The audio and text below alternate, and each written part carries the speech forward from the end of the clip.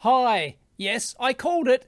The ST fanboys have come out of the woodwork and they said in my previous video, part 2 of my new project series that I'm doing here, is that I chose the wrong microcontroller because I stopped when look, there are dozens of different types of microcontrollers that can do this application. I'm sure of it. And what, are you going to go through every single one? Sometimes you've just got to stop, pick one, and run with it because it suits your application. But it's interesting to compare microcontrollers. You can do it until the cows come home. So let's actually do it. Yes, the STM fanboys, they're as rabid as the Apple fanboys. They've all come out of the woodwork and they've said, no, I chose the wrong microcontroller. We should be using the ST STM32L 0 series because they're lower power. Didn't you know? Okay, yes, I'm pretty sure they are, but that's not the only part of the equation. I'm actually very well aware of the STM32L series because I actually specified the STM32L1 series, not the L0, the L1 series, into the 121 GW multimeter. Pretty powerful. It was relatively cheap at the time and available at the time. We'll get into that. And it had the the LCD driver signals. It was pretty low power and all that sort of stuff. So yeah, I'm very familiar with that. So let's do a quick comparison here between the STM32L0 and the PIC24F 128. It's not going to be hugely in depth because if you want to go down the rabbit hole, you might not even be able to get the power consumption figures from the datasheet because it depends on all the peripherals that you're using. You're driving the LCD, what's your type of LCD like, how are you driving it, all that sort of stuff. So you might find, yeah, that on paper, one micro might be lower power than the other, but when you actually use it in your application, the only way to tell is to actually build it up and measure it. So let's have a squiz here at the 32L0 ultra low power MCUs. Now they're going to be lower power because they're like using a better process node than the older PIC24F series. So, you can normally get lower power. They claim to be the world's lowest power consumption at 125 degrees C. And that's another trap for young players, is that on the top level banner spec for the power consumption, the micro amps per megahertz figure might be lower, but then you might use your application in it's working in a 50 degrees C environment or something like that, or even 125 degrees, for example, and yeah, it's not the same power consumption. It can radically go up with temperature. So yeah, you've got to be careful with that. That once again, that's something that you may not actually get from the data sheets, and you may actually, if you're really critical about your power consumption, you may actually have to build it up and test it. Current consumption reference values, dynamic run mode down to 49 microamps per megahertz. And right off the bat, I know that that's actually lower power than the 24F series. We can have a look at that in a minute. But that's with an external DC to DC converter. Whereas the actual figure, if you use the internal LDO, because I believe this has an internal LDO in it, it's 76 microamps per megahertz. As a comparison, the PIC24F GA family here, once again, this is not in the datasheet, this is just like a top level family spec, run currents down to 150 microamps per megahertz. So we're basically talking double the power consumption. And that sounds pretty horrible, right? You go, well, of course, that's the wrong choice, right? The 24F series, why would you use that when this bad boy here is half the power consumption in run mode at a 1 megahertz reference value, which might be a frequency that I'd be using my particular project at. Well, it's horses for courses. Now, there's a couple of things you need to consider when you're talking about and analyzing battery power consumption for your product design like this. The first thing is how often does it run in that, say, for example, that 1 megahertz mode. My particular product, it's probably going to be spend most of its time sleeping and just updating a clock display. Most of the time, you could say 99% of the time, for example, it's not actually operating at that 1 megahertz figure. The fact that the PIC24F was double the power consumption of the STM32 really doesn't make a difference.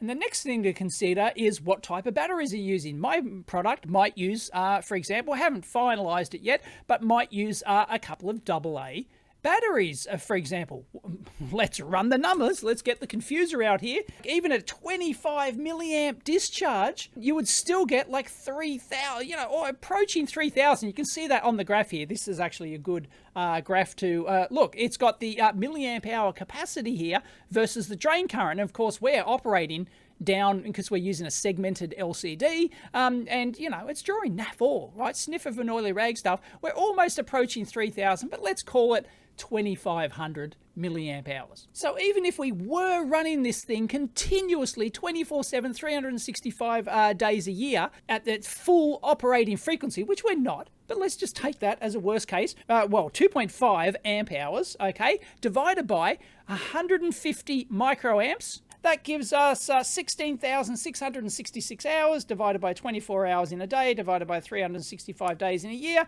is 1.9 years. Okay, so we're approaching 2-year battery life in our product from a couple of AA's, even when it's running at slam full 1 megahertz, right, processing 24/7, 365, which it's not, but even if it was, right, you're still talking 2 years battery life. And that might be fine. So you can see why, for a particular application, in this particular one, it doesn't matter that this thing is like half the power consumption. Okay, you might get 4 years at full speed. Okay, and it might be better, right? And that might make a difference.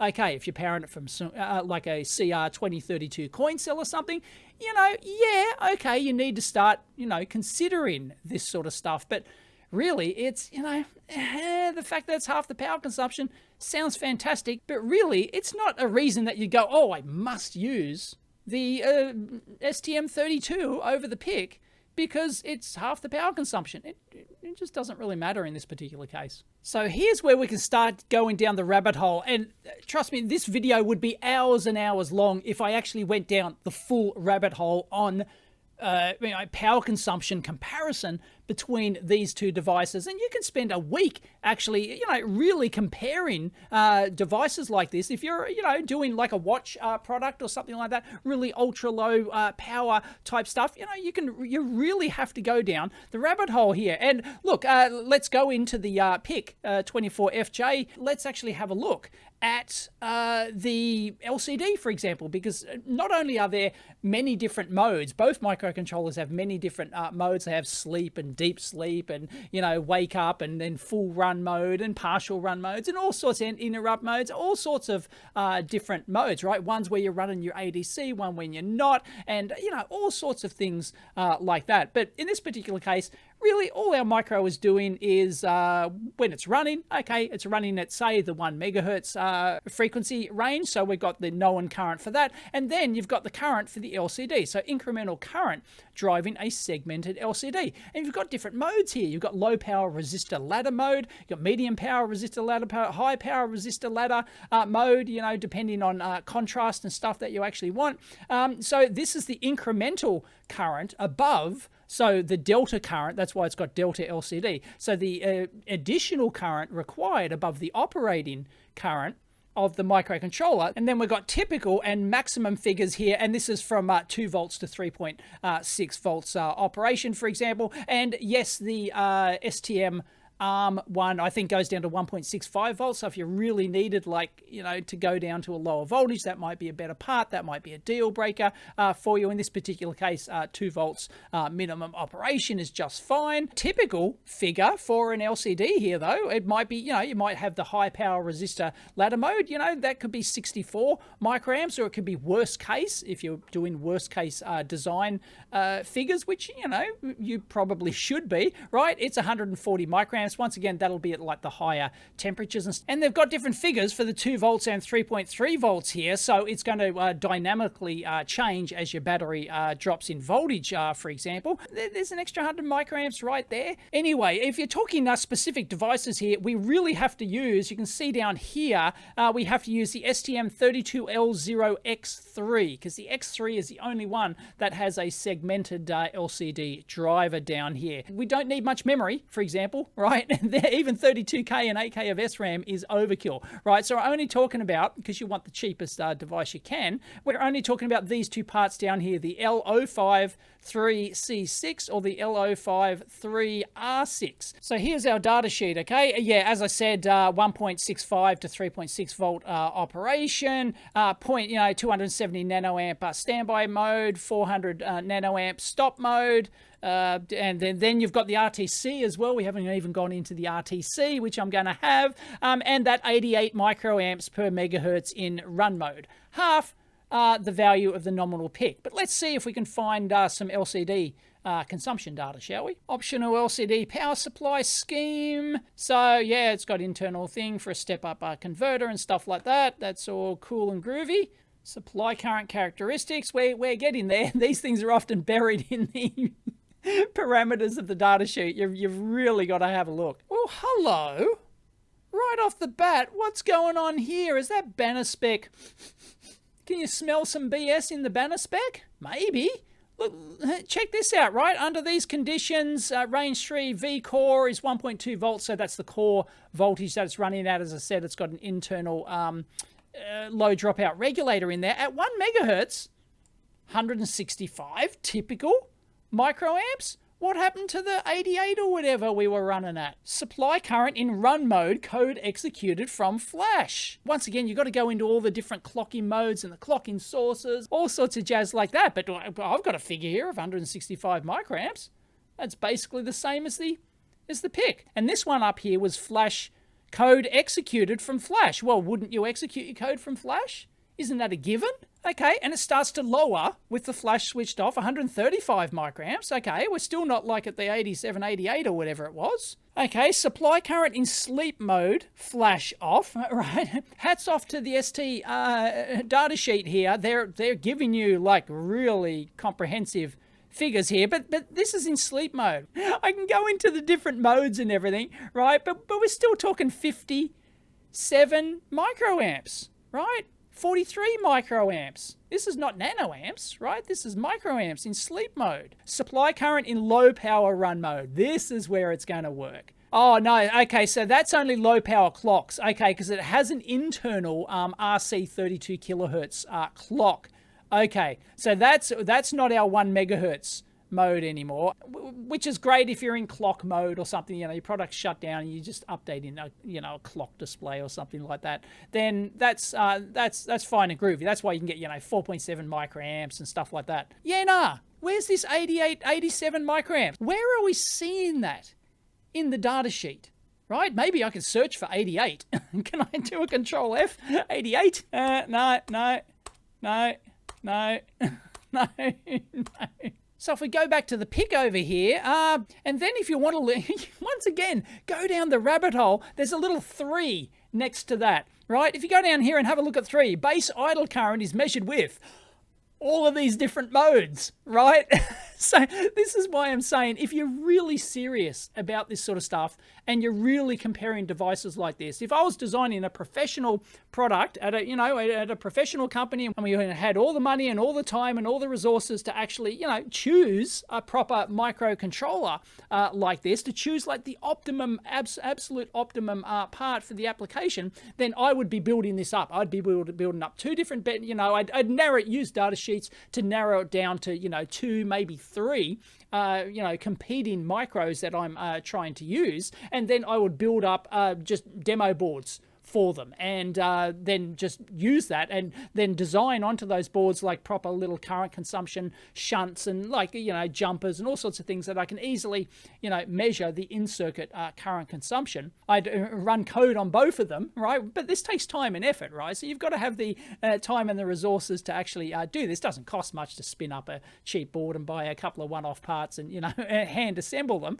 right? But, you know, it's time and effort. But you would do that if you were genuinely trying to do a shootout between, you know, a couple of different competitors. And there's just so many variables in here. It's just absolutely nuts, right? And especially when you're driving LCDs and you're using timers, you might be using ADCs, you might be using comparators and other peripherals coming out the wazoo, right? And in different modes and things like that. And then, yeah, you'd have to write, you know, test software because you wouldn't write the full application generally. Just write some, test operations that drives the LCD. It does your ADC thing, whatever you want to do. It does the timer things. It does, your comparator stuff and things like that. And the things that, that you're operationally drawing power with. But yeah, anyway. But first thing on the table here for the PIC, I'm seeing operating current IDD, right, we're talking like max 350, typical 208, for example. So, that's actually operating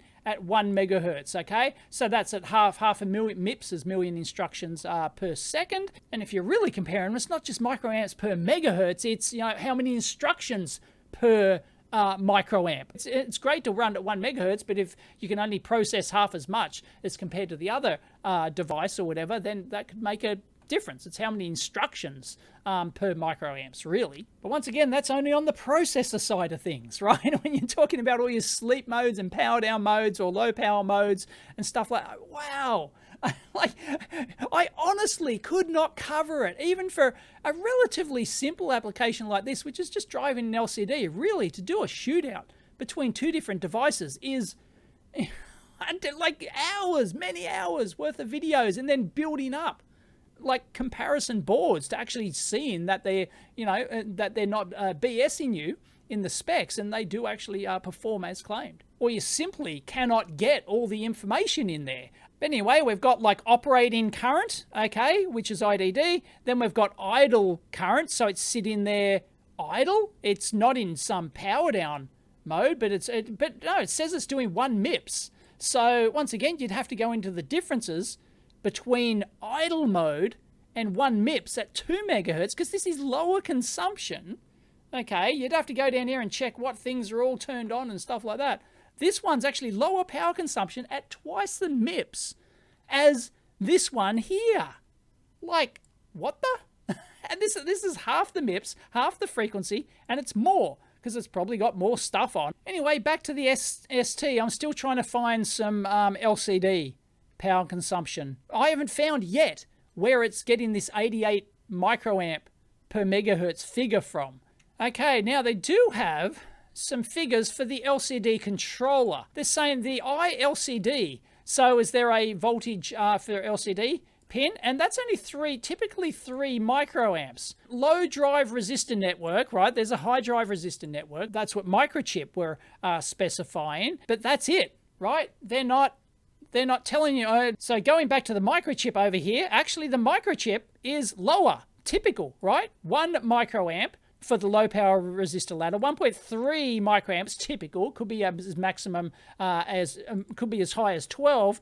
Over here we're talking about 3 microamps, but once again, this is the delta current on top of the operational, so we're still not sure what the operational current of the STM is over here. Look, I'm sure a whole bunch of people, oh yeah, I've measured that, no, it's in here, this page of the data sheet, but I'm not readily finding stuff, and it's just iLCD. But anyway, the resistor divider is like across the rail. So let's say you're operating at even the 2 volts, right? Your battery's right down, you're operating at, the minimum battery, right? So 2 volts divided by 240K, we're talking like 8, an additional 8 microamps there, but yeah, I don't know. The Microchip over here is LCD plus, charge pump, a low power resistor ladder, okay, 10 microamps over here, and then LCD high power resistor ladder. It's like, we have to go down the whole rabbit hole of what resistive ladder we're using, what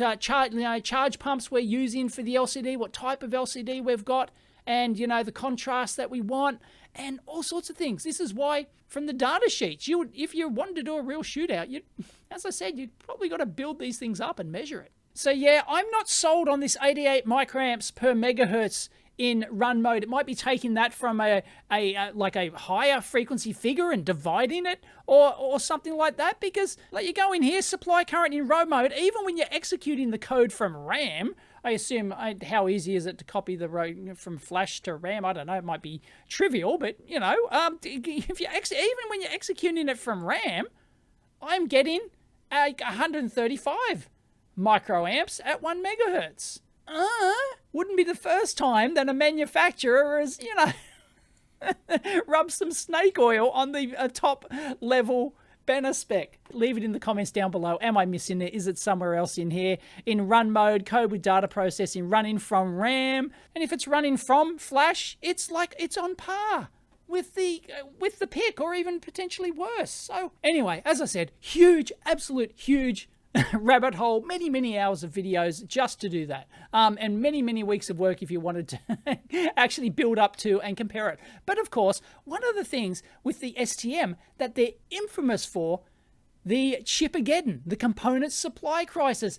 Everyone's project stopped because they couldn't get ST ARM micros, right? They built an STM, it was the flavor of the month. Everyone was going giddy over the STM micros. And then the component supply crisis happened and you couldn't get them, right? So that, whereas you could still get a lot of the microchip parts, they weren't hit nearly as hard as the STM ones were. I've heard of people who simply folded their business because they built their little hobby business around the product. They were using STM micro in it and they just couldn't get it, and they went, this is ridiculous. It's years lead time, right?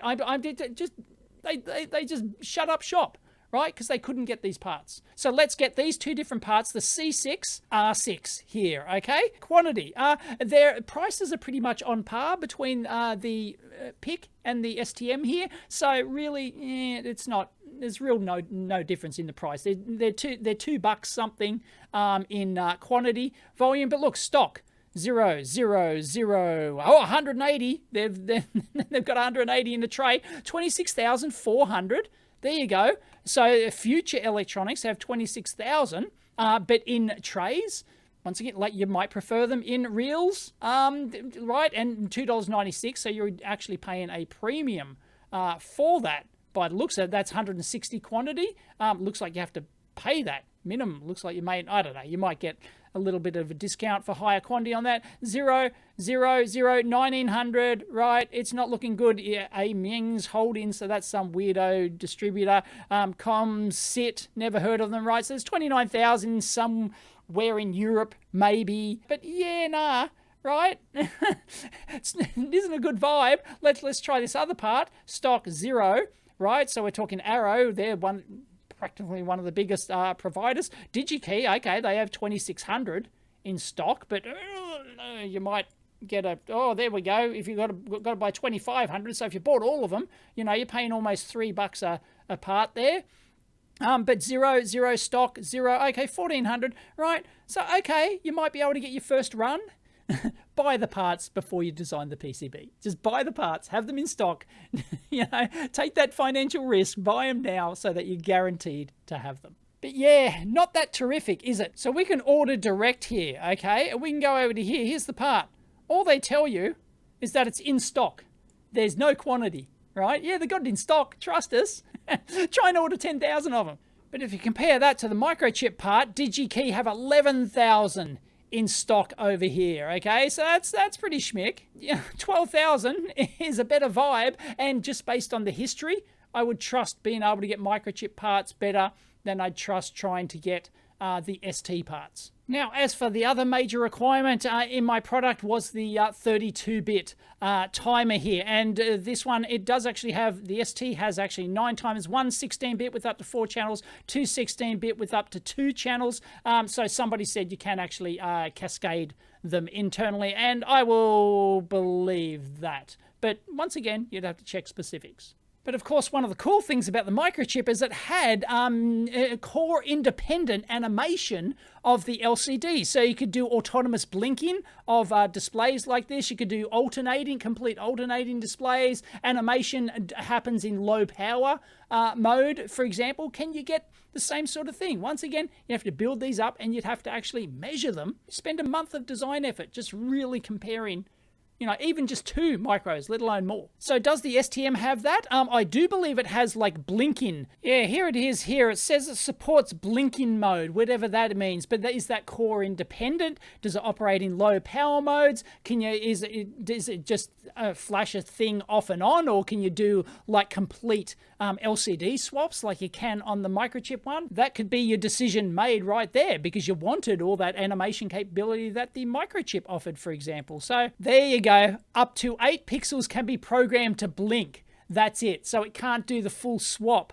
So it looks like that would be, yeah, blinking would be core independent. So I guess you could set the blink rate maybe, but you can only blink 8 pixels, 8 segments. So yeah, the microchip wins there, hands down. So anyway, this video's been long enough. That's a brief comparison between the STM32L. This is just top level, me off the cuff. Like I didn't, plan in, just press record. Once again, if I wanted to do a huge detailed comparison, it would take me days and days of work to actually, truly go in there. That's just the data sheets, let alone, building things up. So yeah, even that like banner spec down here, 88 microamps per megahertz. I go, okay, STM's half the power consumption of the PIC. Well, is it? Doesn't seem to be that clear cut. So you can't confidently say that, oh yeah, this part is absolutely the choice over the PIC here. You can't say it. I would just run with the PIC because it's not that hugely critical. As you saw with, the AA, if you're powering it from AA batteries or something, it doesn't really matter much of a rat's ass, really. But, you just want something moderately low power. You want something that handles the LCDs. That animation thing, that was really cool, right? That the PIC can do, and it's good enough. And there might be some other, once again, lower power than the STM one, again, in certain modes. And, well, you'd have to go through the whole process for different manufacturers. Then some people talked about the PSOC parts, for example, which have some like hardware routing, digital logic blocks built in and stuff like that. That's kind of cool. But there's another whole comparison video, and you go down the rabbit hole. Oh god, if you're not used to going down the design rabbit hole on stuff like this that I cover in like a 20-30 minute video here, it can take days, weeks, even months to do a real detailed comparison of parts depends on your application. Some applications doesn't matter, so you can just use the same micro again and again and again, and there's a lot to be said for that, right? I'm familiar with the PICs. I like the PICs. They've been available for me. They've done me well over decades, right? So, I'm naturally, went for Microchip. But then the 121GW, actually, I'll link in my design video. It's like a historical video of the development of this thing. This actually originally used a PIC micro in it, and I specified a PIC micro, but then we decided later to actually switch to an ARM micro because the company who designed it, they were, wanted to sort of like switch to ARM for other, operating, company reasons and stuff like that. So I specified in that STM-L1 series into there. They were going to use another part that didn't have built-in LCD, but I specifically found a suitable L1 part, and that's been really good. 32, and I didn't actually program that low level myself. So, whereas the microchips I have, so I'm familiar with them, I'm confident with them. So yeah, so sorry, all you STM ARM fanboys, I have not changed my mind. I think I'll still run with the PIC24. A variant. I think this is the variant I'll probably run with, but I'll do a double check. But yeah, it has not changed my mind. The fact that it might be lower power, whoop-de-doo. The proof's in the pudding when you actually build it up. So yeah, and a lot of people have been bitten and refused to use ST ARM again because they've been bitten by the supply crisis. Anyway, that's enough waffle. Found the video interesting, give it a big thumbs up. And if you like this design series, even though you don't really know what I'm designing, I just randomly press let me know. Leave it in the comments, please, because I know these videos don't get a lot of views. So you could argue that, they're not good for the channel. It drags the channel down a bit when I do videos like this. But if you do like it, please engage, thumbs up, all that sort of stuff, and leave it in the comments to encourage me to do future design videos like this. Catch you next time.